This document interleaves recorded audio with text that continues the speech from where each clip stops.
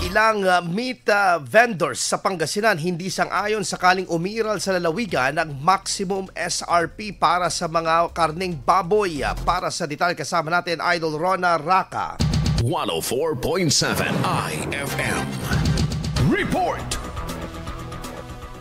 Nagpahayag ng hindi pagsang-ayon ang ilang mga meat vendors sa Pangasinan kung sakaling ipatupad din ng Department of Agriculture ang Maximum Suggested Retail Price o MSRP sa produktong baboy sa lalawigan. Ayon sa ilang tindera ng baboy na nakapanayam ng IFM News Sigupan, sakaling umira lang naturang kautusan sa lalawigan ay mas pipiliin na raw ng ilan sa kanila ang pagtigil sa pagbenta dahil siguradong mauwi lamang umano sa pagkalugi ang kanilang negosyo.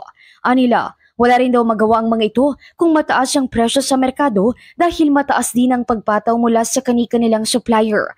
Ayon naman sa ilan, kung sumunod man sa ibinabang patakaran ay posible umanong malaking kabawasan lalo at hindi raw pare-pareho ang gastusin ng mga ito. Matatandaan na epektibo sa Manila ang pagpataw ng MSRP sa baboy na naglalaro sa 350 hanggang 380 pesos ang kada kilo bilang tugon ng pamahalaan sa patuloy na pagsipas sa presyo ng produktong baboy. Sa lalawigan ng Pangasinan, naglalaro naman sa 380 hanggang 400 pesos ang presyohan sa kada kilo nito.